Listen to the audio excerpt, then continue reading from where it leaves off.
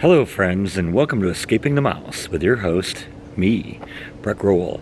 Alright, it's Tuesday after New Year's, and that means that my Christmas lights have been off now for a few days. And this is really the first day I've had in a while to actually be able to go out there and take them down. So we're going to do that today.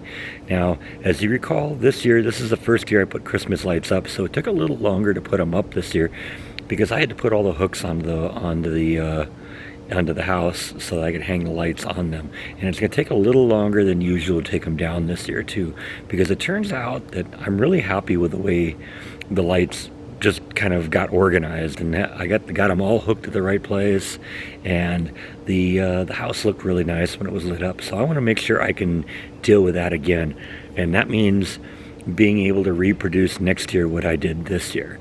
And I think the best way to do that is that I want to put little loops on the Christmas lights so that I can just pull the lights out, and say, okay, here's one loop that goes on this hook, then here's the next loop that goes on the next hook, and get it all the way down the line, and so I can reproduce what happened next year.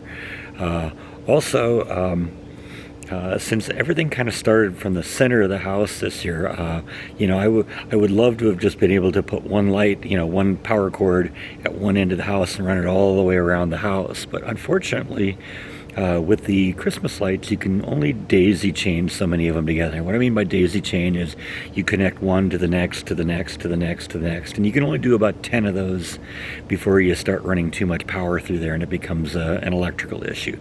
So I was able to get around that this year because it would have been 16 or 17 strings of lights daisy chained together if I did it on one end. So what I did is I started in the middle and went both ways. So in addition to putting loops on it, I'm also got to keep track of which one was which went on which side of the house. I'm gonna put, I've got two different kinds of lights. I got the multicolored lights, which I kind of draped between the hooks, and then I had the icicle lights that just kind of ran the length. And so I need to kind of keep track of which one's which so that I can make sure that the right lights go back into the right place. So that's sort of the task today. And I think the way I'm going to do that is with cable ties. And what I'm going to do is every place where the cable made contact with a hook, I'm going to just wrap a cable tie around it and create a second cable tie that'll just be a little bit of a loop. And then I could just hang that loop on the hook and we'll be good to go for next year. I've done something similar in the past in California, and now we're going to do it here. I also got one other thing I got to fix. In the backyard, I got two of these bright halogen lights, which are really nice for lighting up the backyard at night. And I discovered that the one over here burned out last night, so I got to get a replacement bulb for this one. So that's going to be a trip to Home Depot. You know how much I hate that. And then finally, I need to do a little work on this door. This is one of the doors I took off the wall a few weeks ago when I painted all the doors at once. And apparently there's something that wasn't exactly right, and it doesn't latch closed. Now, I didn't realize that, but the cats have figured it out. They've always been really smart with this. When in the house in California, I had to put magnetic latches on all the cabinet doors that were at their level because they learned that they could open up the cabinet doors and get inside. And that freaked me out a number of times because they'd go in there and I wouldn't know where they were, and I'd be looking all over the house and I couldn't find them, and then all of a sudden I'd open up one of the cabinets and they'd take off like a bat out of hell. So they've discovered that this door doesn't latch closed, and like every morning I come in and the door is cracked open like this. So I think the problem is that this thing here is just a little recessed in there. So I think that's probably just a simple fix. It's probably also not perfectly plumb. It may be a little like this versus actually flat against the surface. So I think I'm going to use a little washer behind that and try and make that thing stick out a little bit more in hopes that I can get it to latch. So that's the task for today. I can show you the thing about the light. I can show you when I work on the door, but unfortunately I'm not going to be able to show you the Christmas light. So I'm going to get that done first, and then we'll pick up with the rest of this stuff. So this is here actually what I mean by the loop.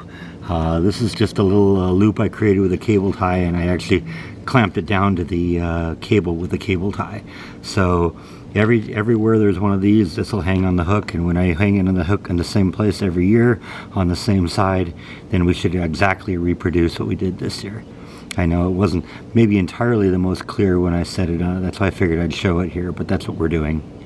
Alright, a couple hours have passed and I got all the Christmas lights down now and packed up in the garage, so Christmas is over. So let's move on with the next few tasks.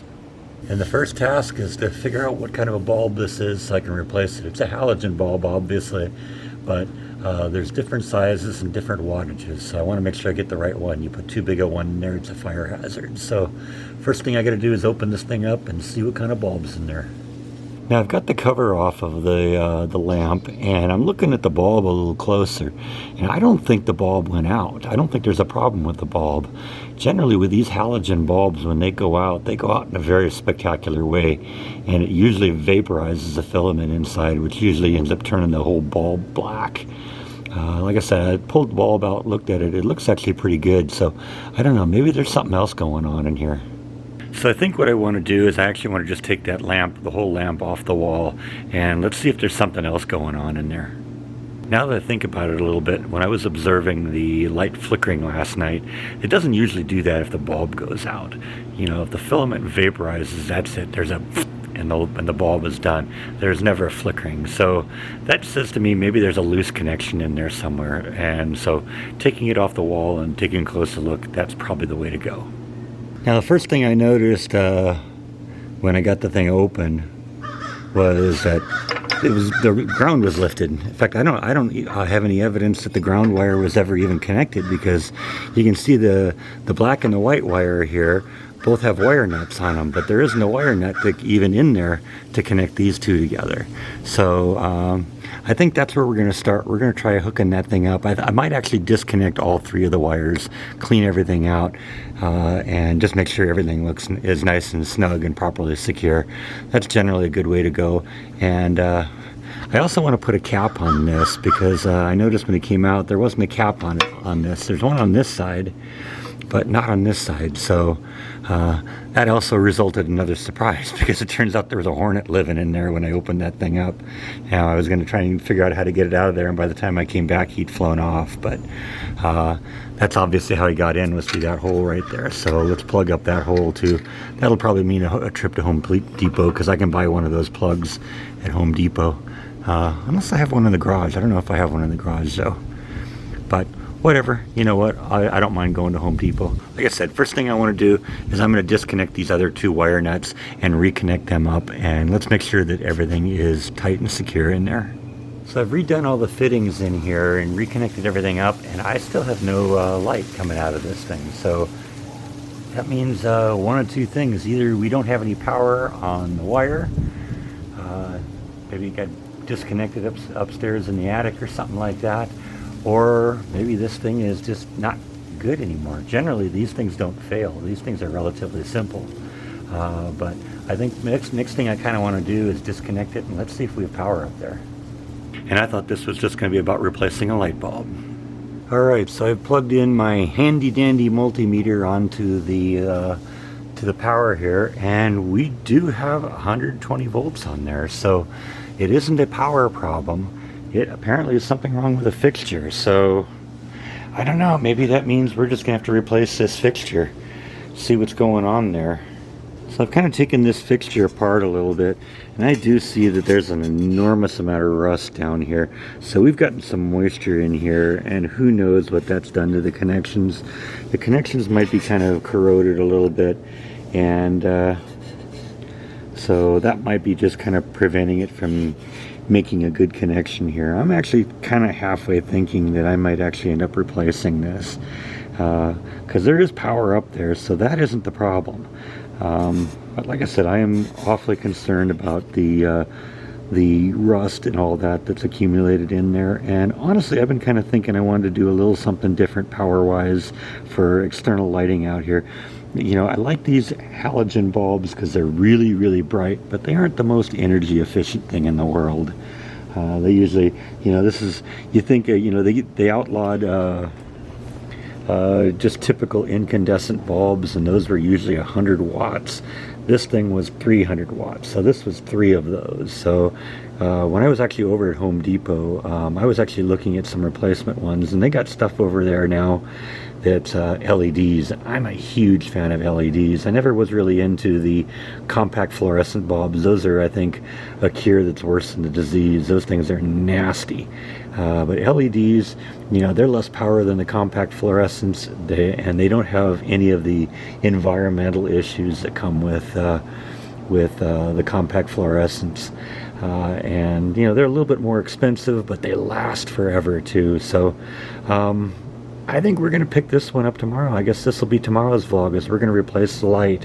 And I'm thinking at this point, since I've got two of them, that I'll probably just replace both of them at the same time. I've been actually even kind of thinking about running another light out there into the yard that would you know, light up more of the backyard. Because see, what this does right now is this lights up under the patio cover pretty well, but it doesn't do a very good job really lighting up the backyard, and it doesn't do anything over there where it can be really dark. It's really nice if I have to go out to the shed at night, if I can turn on a light and light that area up, and right now I can't do that. So I think we're going to come back to this one tomorrow, and we're going to replace this one, and we're going to replace the defective one here. So let's get to that door. I do have to say that I'm grateful that there is power on the line up there, because that means it's something I can deal with.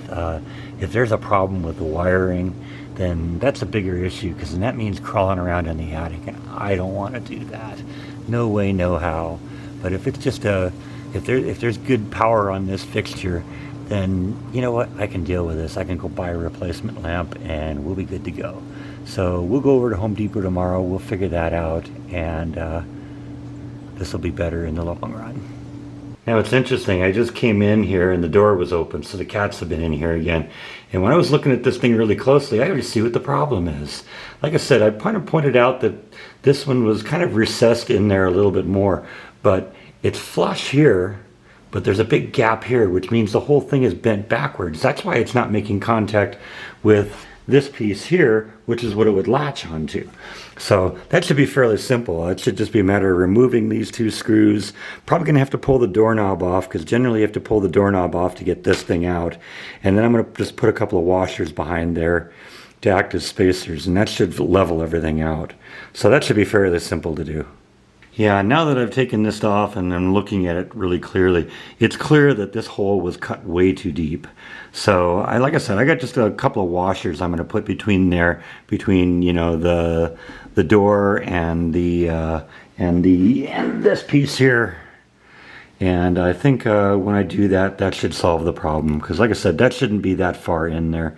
That's gotta stick out a little bit, so it's literally flush with this. But that thing slides in there like an extra 1/16 of an inch. It's no wonder it doesn't work.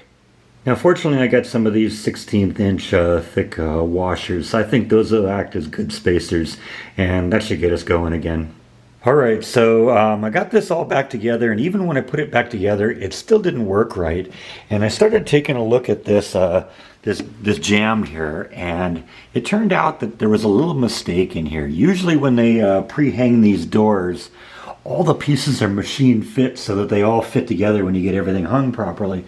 But it looks like when they put this piece in there, they actually drilled 2 sets of holes into it for holding it. And if it's in the forward one, it doesn't there's too much slop in the door, and the door rattles back and forth. And if you don't get it properly seated in the back hole, you have the problem where it doesn't latch correctly. And that was what was happening. So what I actually ended up doing is ended up shaving off a little bit of this here and putting it on the back hole, and now it seems to work properly. Now when I close the door, it locks and it stays closed, and that's what we want. You know, it opens properly, it closes properly, and now we'll be able to keep the cats out of there. So that was a little bit more complicated than I thought, but you know, we got it and we're done. So I think that is pretty much all that I have for today. Come on back tomorrow, because we're going to replace this light fixture and the one over there too. And I don't know, maybe even put a third one in there. I got to kind of brainstorm that a little bit, figure out how I want to do that, because it would be nice to be able to light up the backyard a little bit more than it currently is. So that's all I have for today. Thank you as always for watching, and I will see you next time on Escaping the Mouse. Good night.